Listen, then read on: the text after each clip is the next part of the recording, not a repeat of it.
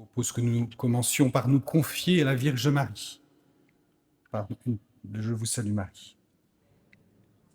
Le Seigneur soit avec vous. Vous êtes bénie entre toutes les femmes, et Jésus, le fruit de vos entrailles, est béni. Sainte Marie, Mère de Dieu, priez pour nous pauvres pécheurs, maintenant et à l'heure de notre mort.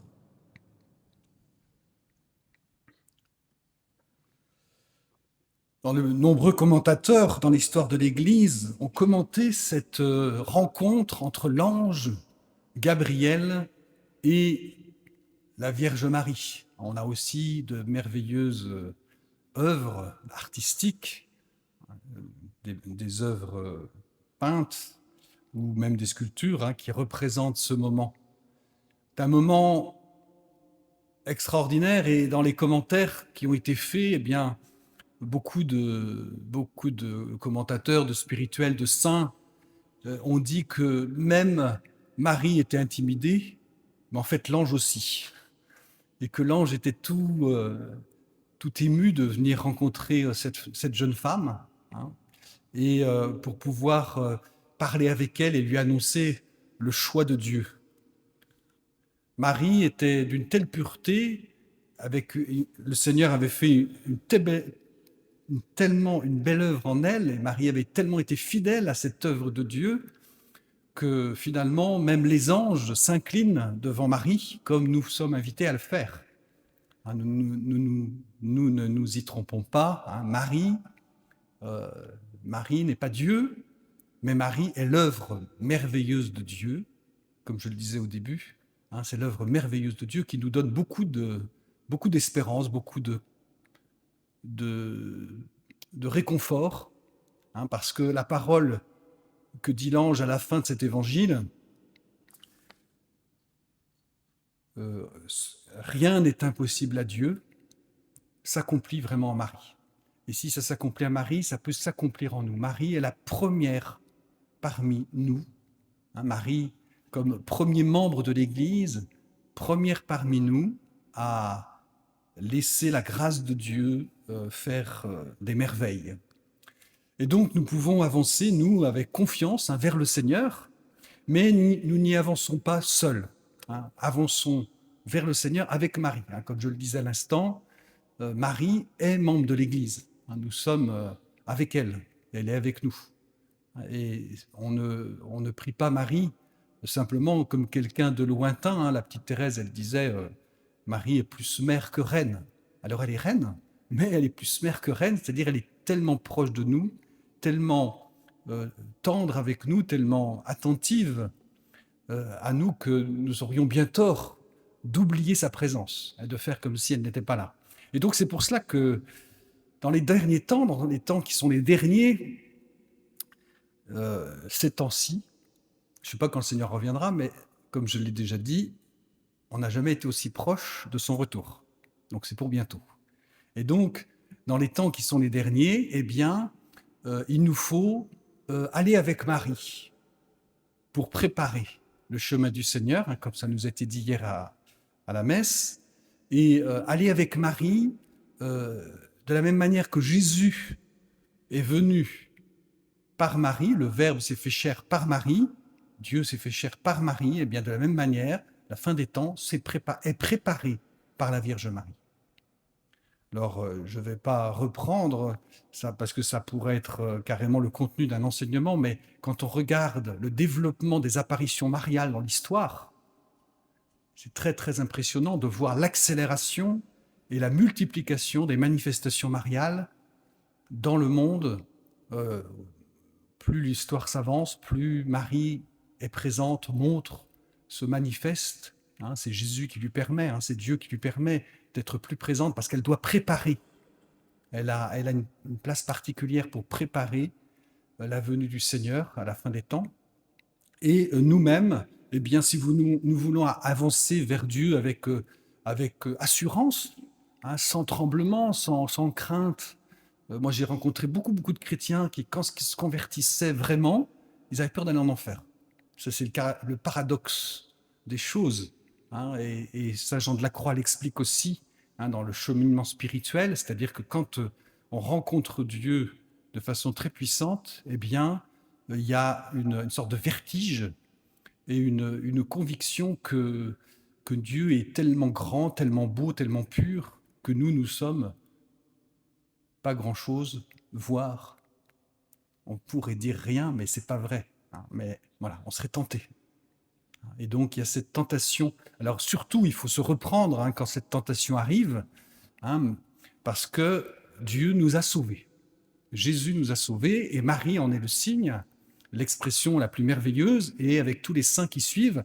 Et nous-mêmes, nous sommes invités à faire cet acte de foi dans le salut. Mais ne soyons pas présomptueux.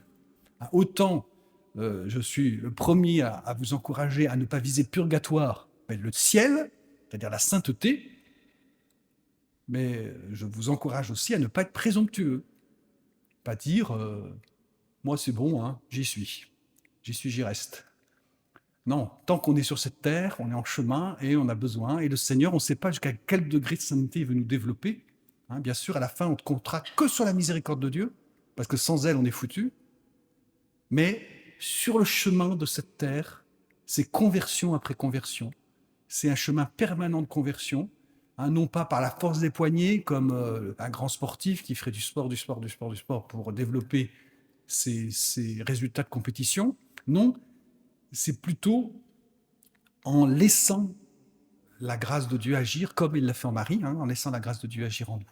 Hein, donc demandons à Marie de nous y aider. Hein, c'est par Marie que nous devons nous approcher de Dieu, et le Seigneur veut nous préparer, il a besoin de nous. La fin des temps, l'avènement du Seigneur, son royaume se développe par les chrétiens, hein, qui accueillent Jésus en eux, hein, et ils le font à travers Marie. Et c'est bien la démarche de Saint Louis-Marie Grignon de Montfort que nous connaissons, hein, mais qui nous explique très bien cela, et je suis heureux, je remercie les sœurs de Matara de permettre déjà l'an dernier et encore cette année de préparer à certains d'entre nous de se préparer à se donner totalement à Jésus par Marie, hein, et on se donne bien à Jésus par Marie. Quand on est tout seul à se donner, on ne se donne pas très bien. Quand Marie s'occupe de nous, prend les choses en main, hein, elle embellit tout. Elle sait faire les choses. Ah, nous, on n'y arrive pas, mais elle y arrive. Comme une mère qui s'occupe de ses enfants. Et donc voilà. Et donc, prenons donc Marie chez nous, demandons à Marie de nous aider, et donnons-nous à Jésus par Marie. Donc, Saint Louis-Marie de Montfort nous l'explique, nous donne ce chemin. Et le chemin de Saint Louis-Marie de Montfort est très intéressant et très simple. C'est par Marie, tout par Marie. Mais tout quoi? Son baptême. Vive son baptême par Marie. Je veux reciter, on va l'entendre dans un instant, mais les paroles, moi, Dominique, pécheur, infidèle, je renouvelle aujourd'hui entre vos mains les vœux de mon baptême. C'est ce que nous allons dire, ce que vous allez dire. Je renonce pour jamais à Satan, à ses pompes et à ses œuvres. Hein, donc ça, c'est le baptême, le renoncement. Et je me donne tout entier à Jésus-Christ. La sagesse incarnée pour porter ma croix. Et un peu plus loin, recevez, ô Vierge Marie, cette petite offrande, pas de présomption, petite offrande de mon esclavage. Alors là, il faut y croire. Hein. Aujourd'hui, l'esclavage, c'est pas bien vu. Il faut croire que notre maîtresse, notre mère est très bonne. Donc, esclavage,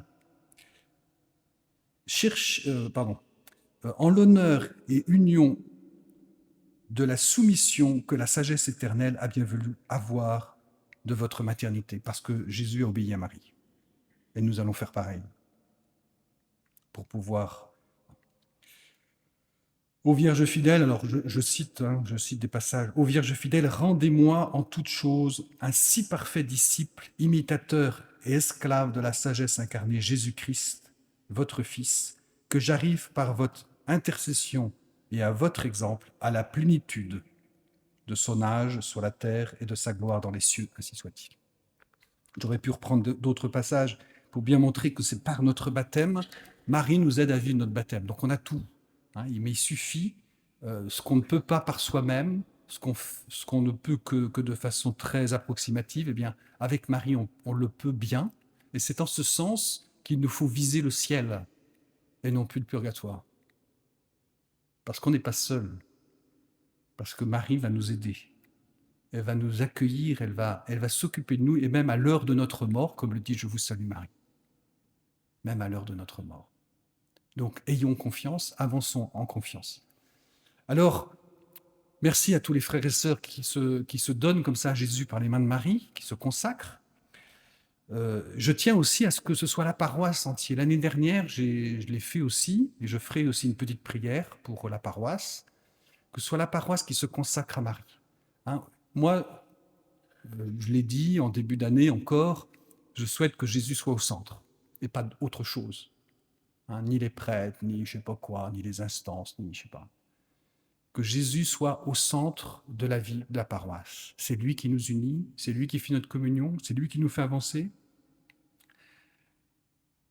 Mais pour cela, eh bien, il faut le faire par Marie. Hein. Pour pouvoir y arriver, il faut que ce soit par Marie. Et c'est pour cela que c'est important que la paroisse, qui a comme sainte patronne principale la Vierge Marie, eh bien, soit vraiment consacrée à Marie, pour que ce soit Marie qui nous aide à mettre Jésus vraiment au centre.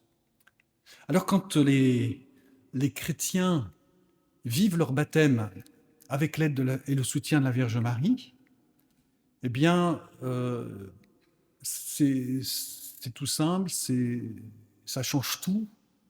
Et surtout, il y a un effet que je voulais souligner, mais que je vais faire très brièvement, c'est que ça change nos relations entre nous. Hein, la vie fraternelle, la relation fraternelle se développe correctement parce que nous sommes tout à Jésus par Marie. Et non pas parce que nous entendons bien ou parce que nous supportons le voisin. Non, c'est cet amour unique de Jésus et Marie qui fait que nous sommes les uns avec les autres, unis dans le même amour. Et c'est pas, notre relation entre nous n'est pas le fruit donc uniquement d'un travail humain, hein, même si la grâce ne supprime pas la nature, donc il y a toujours un travail sur nous-mêmes à vivre. Hein, parce que quand on est colérique, par exemple, il faut se corriger parce que c'est pas très rigolo pour les autres. Hein. Voilà, donc etc. On devine. Quand on a du mal à pardonner, il faut apprendre à pardonner. Quand on a, voilà. Mais c'est quand même l'amour de Dieu qui nous unit. C'est parce que nous sommes tous fils d'un même Père, en Jésus-Christ, que nous sommes frères. Et c'est important que cette charité fraternelle se développe et grandisse dans notre communauté. Je proposerai dans quelque temps des possibilités de vivre la fraternité paroissiale hein, pour ceux qui ont fait Alpha, voilà, pour ceux qui souhaitent continuer à cheminer avec Jésus de façon très concrète et très quotidienne. Voilà. Mais en tout cas, je voulais vous souligner cet aspect-là, qu'on peut-être on oublie, on pense que c'est un truc à côté. Hein, mais en fait, ça découle naturellement de l'amour de Dieu, de la présence de Marie, de Jésus, de cet amour divin, de l'Esprit Saint, qui ensuite nous rapproche les uns des autres. C'est pour ça que le démon aime nous diviser, parce qu'il fait une œuvre de destruction massive, très très efficace, qui dépasse nos simples relations humaines. Voilà, demandons au Seigneur donc de grandir dans cet amour fraternel, et encore une fois, l'Eucharistie, en communion au même corps du Christ, eh bien, nous sommes membres de son corps et nous sommes unis les uns aux autres par cette communion. Voilà, que la Vierge Marie nous aide à comprendre tous les mystères de Dieu. Amen.